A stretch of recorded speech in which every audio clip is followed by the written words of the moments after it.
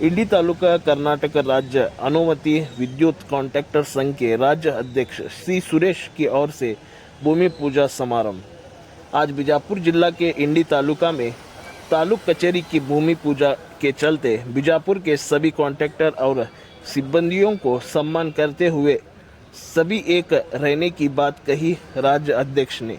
और बीजापुर के कॉन्ट्रैक्टर याशीन गुलवर्गा, इंडी तालुक के अध्यक्ष राहुल और सभी कॉन्ट्रैक्टर और सभी सिब्बंदी मौजूद थे।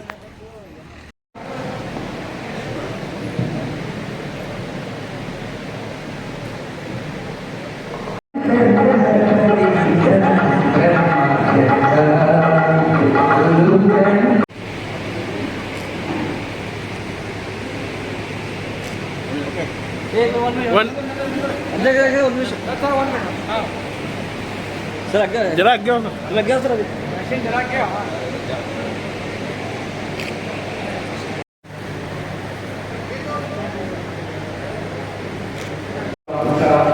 कर्नाटक राज्य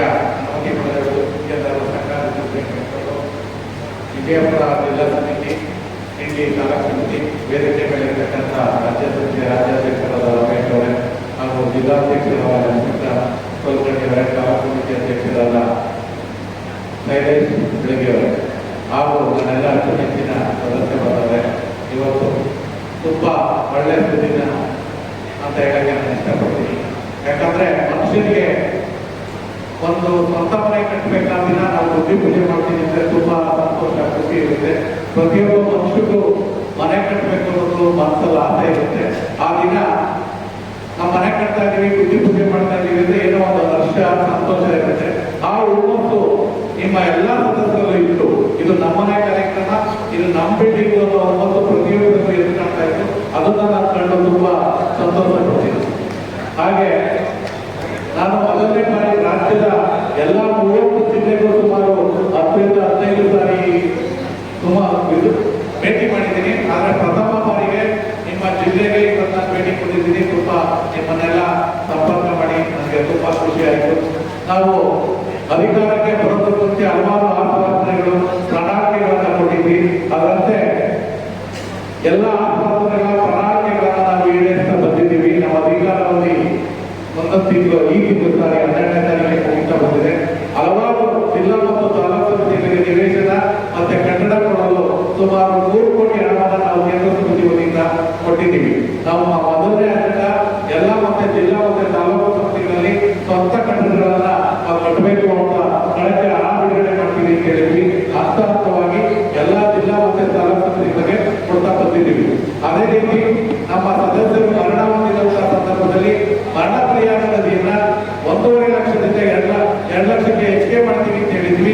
ಈ ಮಾರ್ಚ್ 30 ಅಂದ್ರೆ ಏಪ್ರಿಲ್ 1 ನಂತರ ನಮ್ಮ ಸದಸ್ಯರು ಯಾರಾದರೂ ಮರಣ ಹೊಂದಿದ್ರೆ ಅಂತ ಸದಸ್ಯರಿಗೆ ನಮ್ಮ ಕೇಂದ್ರ ಸಮಿತಿ ವತಿಯಿಂದ 2 ಲಕ್ಷ ಮರಣ ಪರಿಹಾರ ನಿಧಿಯನ್ನ ಮಾಡಿದ್ದೀವಿ. ಅದು ನಿಮ್ಮೆಲ್ಲ ಗಮನಕ್ಕೆ ಬಂದಿರ್ಬೋದು. ಎಲ್ಲ ಸದಸ್ಯರಿಗೂ ನಾವು ಪತ್ರದ ಮುಖಾಂತರ ನಮ್ಮ ಪೈಲಾ ತಿದ್ದುಪಡಿ ಬಗ್ಗೆ ಮಾಹಿತಿ ಕೊಟ್ಟಿದ್ದೀವಿ. ಜೊತೆಗೆ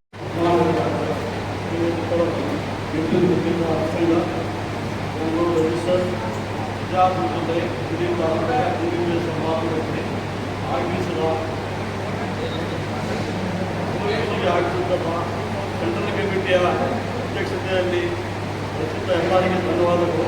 ಹಾಗೂ ಮುಖ್ಯ ಅತಿಥಿಗಳಾದಂತಹ ನಮ್ಮ ಬೆಂಗಳೂರು ಸಂಘವರಿಗೆ ಧನ್ಯವಾದಗಳು. ವಿಶೇಷ ವಾದಿತ ಎಸ್ಕಾಂ ಅಧಿಕಾರಿಗಳಿಗೂ ಧನ್ಯವಾದಗಳು. ಹಾಗೂ ಅತಿಥಿಗಳಾದಂತಹ 6.9 ಅವರಿಗೂ ನನ್ನ ಧನ್ಯವಾದಗಳು. ಹಾಗೂ ಬಿಜಾಪುರ ಜಿಲ್ಲೆಯ ಗುತ್ತಿಗೆದಾರ ಸಂಘದ ಸದಸ್ಯರು, ತಾಲೂಕು ಬಂದಂಥ ಎಲ್ಲ ಸದಸ್ಯರಿಗೂ ಧನ್ಯವಾದಗಳು. ಇವತ್ತಿನ ಭೂಮಿಗೆ ಆಗಮಿಸಿದ ಎಲ್ಲರಿಗೆ ವಿಶೇಷ ನಮ್ಮ ಅರ್ಜಿ ಪ್ರಕಾರ ತಾಲೂಕು ಅಧ್ಯಕ್ಷರು ನಾವು ರಮೇಶ್ವರವರಿಗೆ ಹಾಗೂ ಚಂದ್ರಬಾಬುಗೆ ರಿಕ್ವೆಸ್ಟ್ ಮಾಡಿದೆವು. ಏನಾದ್ರು ಮಾಡಿ ಪ್ರಥಮ ಬಾರಿಗೆ ಬಿಜಾಪುರ ಜಿಲ್ಲೆಯ ಇಂಡಿ ತಾಲೂಕಿನಲ್ಲಿ ಅವರು ಕರ್ನಾಟಕ ರಾಜ್ಯಕ್ಕೆ ಹೆಸರಾದಂತಹ ನಿವೇಶನಕ್ಕೆ ಭೂಮಿ ನೀಡಿರುತ್ತಾರೆ. ಅವರಿಗೆ ಸಂಘದ ಕೇಂದ್ರ ಸಮಿತಿಯಿಂದ ಆಗುವಂಥ ಅನುದಾನದಲ್ಲಿ ನೀವು ಏನಾದರೂ ಮಾಡಿ ನಮಗೆ ಅನುದಾನ ಪಡೆಯಬೇಕು ಎಂದು ನಮ್ಮ ಜಿಲ್ಲಾಧ್ಯಕ್ಷರು ಲಕ್ಷ್ಮೀಕಾ ಕುಲಕರ್ಣಿಯವರು, ನಾವು ಹಾಗೂ ಶಿವಾನಂದ ಹೆಚ್ಚಿನ ಕೋರ್ಸ್ ಮಾಡಿ ಇದು ಇಂಡಿ ತಾಲೂಕಿಗೆ ನಾವು ಅನುದಾನ ಕೊಟ್ಟಿದ್ದೇವೆ. ಅದೇ ಪ್ರಕಾರ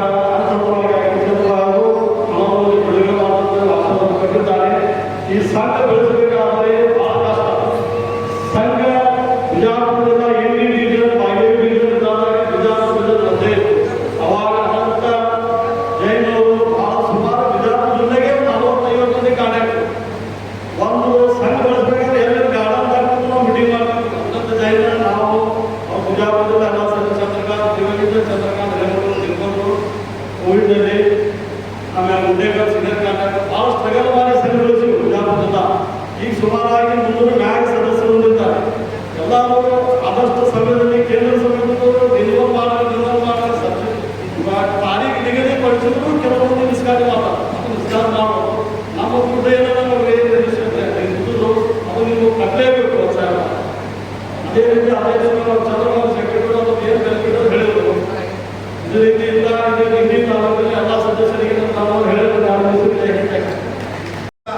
ರಿಜಿಸ್ಟರ್ಡ್ ಬೆಂಗಳೂರು ವಿಜಯಪುರ ಜಿಲ್ಲೆಯ ಇಂಡಿ ತಾಲೂಕಿನ ಭೂಮಿ ಪೂಜೆ ಕಾರ್ಯಕ್ರಮದ ಅಧ್ಯಕ್ಷತೆಯನ್ನು ವಹಿಸಿರುವ ತಾಲೂಕು ಅಧ್ಯಕ್ಷರಾದ ಸಲ್ಲೇಶ್ವರ ಅವರೇ, ಹಾಗೆ ವೇದಿಕೆಯಲ್ಲಿರುವ ಎಲ್ಲ ಜಿಲ್ಲಾ ಮತ್ತು ಕೇಂದ್ರ ಸಮಿತಿಯ ಪದಾಧಿಕಾರಿಗಳೇ, ಹಾಗೆ ಈ ಒಂದು ಕಾರ್ಯಕ್ರಮಕ್ಕೆ ವಿಶೇಷವಾಗಿ ಆಗಮಿಸಿರುವ ಎಸ್ಕಾಂ ಎಕ್ಸಿಕ್ಯೂಟಿವ್ ಇಂಜಿನಿಯರ್ ಆದಂತಹ ನಿರ್ದೇಶಕರ ಅವರೇ, ಹಾಗೆ ಎಸ್ಕಾಂ ಅಧಿಕಾರಿಗಳೇ, ಹಾಗೆ ಎಸ್ಕಾಂನ ವಿವಿಧ ಸಂಘಟನೆಗಳ ಪದಾಧಿಕಾರಿಗಳೇ, ವಿಶೇಷವಾಗಿ ನನ್ನ ಆತ್ಮೀಯ ವೃತ್ತಿ ಬಾಂಧವ ಸ್ನೇಹಿತರೆ, ಏನಿವತ್ತು ವಿಜಯಪುರ ಜಿಲ್ಲೆಯ ಇಂಡಿಯಲ್ಲಿ ನಿಮ್ಮದೇ ಆದ ಒಂದು ಸ್ವಂತ ಕನ್ನಡವನ್ನು ಹೊಂದುವ ಒಂದು ಗುರಿಯೊಂದಿಗೆ ತಾವೆಲ್ಲ ಇವತ್ತೊಂದು ಭೂಮಿ ಪೂಜೆ ಕಾರ್ಯಕ್ರಮವನ್ನು ಆಯೋಜನೆ ಮಾಡಿದ್ದೀರಾ.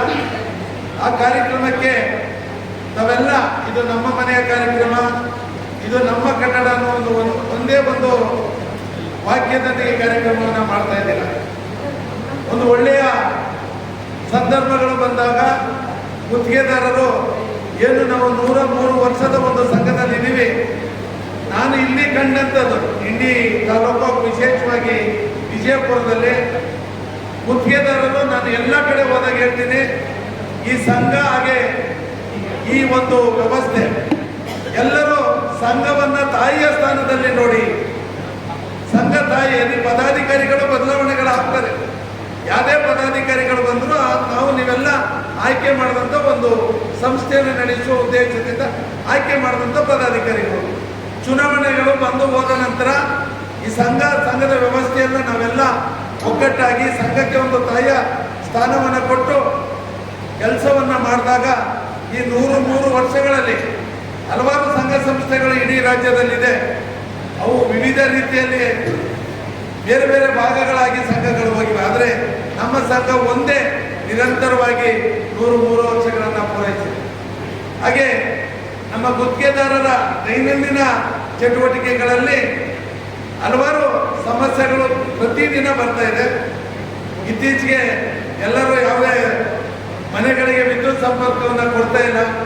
ಏನು ಡಿಸೆಂಬರ್ 17ನೇ ತಾರೀಕಿನ ಸುಪ್ರೀಂ ಕೋರ್ಟ್ ಆದೇಶವನ್ನು KERC ಅವರು ಜಾರಿ ಮಾಡಿ ಅಂತ ಆದೇಶ ಮಾಡಿದಂಥ ಸಂದರ್ಭದಲ್ಲಿ ಎಲ್ಲ ಕಟ್ಟಡಗಳಿಗೂ ವಿದ್ಯುತ್ ಸಂಪರ್ಕವನ್ನು ನೀಡುವಂಥ ಒಂದು ಸಂದರ್ಭದಲ್ಲಿ ಹೊಸ ದೃಢೀಕರಣ ಪತ್ರವನ್ನು ಕೊಡಬೇಕು ಅಂತ ಆದೇಶ ಆಗಿದೆ. ಈಗಾಗಲೇ ನಾವು ಸರ್ಕಾರಕ್ಕೆ ಮಾನ್ಯ ಮುಖ್ಯಮಂತ್ರಿಗಳು, ಉಪಮುಖ್ಯಮಂತ್ರಿಗಳು, ಇಂಧನ ಸಚಿವರು ಹಲವಾರು ಬಾರಿ ಭೇಟಿ ಮಾಡಿ ಒಂದು ಗ್ರಾಮಾಂತರದಲ್ಲಿ ಒಂದು ಮನೆಯನ್ನು ಕಟ್ಟಿದ್ರು, ಒಂದು 10x10 ಮನೆಯನ್ನು ಕಟ್ಟಿದ್ರು ಹೊಸ ದೃಢೀಕರಣ ಪತ್ರ ಬೇಕು ಅಂತ ಮ್ಯಾಂಡೇಟರಿ ಆಗಿದೆ. ದಯವಿಟ್ಟು ಅದನ್ನು ವಿನಾಯಿತಿಯನ್ನು ಕೊಡುವ ಒಂದು ವ್ಯವಸ್ಥೆ ಮಾಡಿಕೊಡಿ ಅಂತ ಮನವಿಯನ್ನು ಕೊಟ್ಟಿದ್ದೀವಿ. ಆಕ್ಚುಲಿ ನಿನ್ನೆ ಒಂದು ಕ್ಯಾಬಿನೆಟ್ ಮೀಟಿಂಗಲ್ಲಿ ಅದು ಪ್ರಸ್ತಾವನೆ ಇತ್ತು. ಬಟ್ ಮೊನ್ನೆ ಯಾವುದೋ ಒಂದು ದೊಡ್ಡ ಘಟನೆ ನಡೆದ್ರಿಂದ ಈ ವಿಷಯಗಳೆಲ್ಲ ಕ್ಯಾಬಿನೆಟ್ನಲ್ಲಿ ಬಂದಿಲ್ಲ. ಮುಂದಿನ ದಿನಗಳಲ್ಲಿ ಅದನ್ನು ಬಗೆಹರಿಸುವಂಥ ಪ್ರಯತ್ನವನ್ನು ಸರ್ಕಾರ ಮಾಡ್ತದೆ. ಹಾಗೆ ನಾವು ಈ ಹುಬ್ಬಳ್ಳಿ ಕಂಪನಿ ವ್ಯಾಪ್ತಿಯಲ್ಲಿ ಸ್ಥಳೀಯರಿಗೆ 1 ರಿಂದ 5 ಲಕ್ಷದ ಕಾಮಗಾರಿಗಳನ್ನು ನೀಡಬೇಕು ಅಂತ ನಾವು ನಿರಂತರವಾಗಿ ಬಂದ ನಂತರ ರಾಜ್ಯ ಮಟ್ಟದಲ್ಲಿ ಸ್ವಾತಂತ್ರ್ಯ ಉದ್ಯಾನವನದಲ್ಲಿ ದೊಡ್ಡ ಮಟ್ಟದ ಹೋರಾಟವನ್ನು ಮಾಡುವಂಥ ಸಂದರ್ಭದಲ್ಲಿ ಇಂದಿನ ಸರ್ಕಾರ ಒಂದು ಆದೇಶವನ್ನು ಮಾಡಿತು. ಅದು ಈ ಹುಬ್ಬಳ್ಳಿ ಕಂಪನಿಯಲ್ಲಿ ಸ್ಥಳೀಯರಿಗೆ 1 ರಿಂದ 5 ಲಕ್ಷದ ಕಾಮಗಾರಿಗಳನ್ನು ಪಾರ್ಸೆಲ್ ಟರ್ಕಿ, ಟೋಟಲ್ ಟರ್ಕಿಯಲ್ಲಿ ಕೊಡ್ತಾ ಇದ್ದಾರೆ. ಹಲವಾರು ಜನ ಸ್ನೇಹಿತರುಗಳು ಮಾಡ್ತಾ ಇದ್ದಾರೆ. ಹಾಗೆ ನಾವು ಏನಿವತ್ತು ಕಂಪನಿಗಳಿದೆ, ಹಾಗೆ ಗ್ರಾಹಕರ ನಡುವೆ ಒಂದು ಸೇತುವೆ ಆಗಿ ಸರ್ಕಾರದಿಂದ ಅನುಮೋದನೆಯನ್ನು ಪಡೆದು ಕೆಲಸವನ್ನು ನಿರ್ವಹಿಸ್ತಾ ಇದ್ದೇವೆ. ನಾನು ಈ ಸಭೆಯಲ್ಲಿ ನಮ್ಮ ಸರ್ ಹಾಗೆ ನಮ್ಮ ಎಡಬಲಿಗಳಿದ್ದಾರೆ. ಇವತ್ತು ಕಾಂಟ್ರಾಕ್ಟ್ಗಳು ಅವರ ಒಂದು ಜೀವನ ಬಹಳ ಕಷ್ಟಕರವಾಗಿದೆ. ನಾವೆಲ್ಲ ಒಂದು ದಿನದಲ್ಲಿ ನಾನು ಹಲವಾರು ಬಾರಿ ಹೇಳ್ತಿದ್ದೆ, ಒಂದು ಲೈಟಿಂಗ್ ಸರ್ವಿಸ್ಗೆ ನಾವು ಯಾವುದೋ ಒಂದು ಹಳ್ಳಿಲಿ ಹೋದಾಗ ಡೆಪಾಸಿಟ್ ಸೇರಿ ಮೀಟ್ರು ಎಲ್ಲ ನಾವು 3,000 ರೂಪಾಯಿಗೆ ಹೋಗ್ತೀವಿ ಸರ್ವಿಸ್ ಕನೆಕ್ಷನ್ ಕೊಡೋಕ್ಕೆ.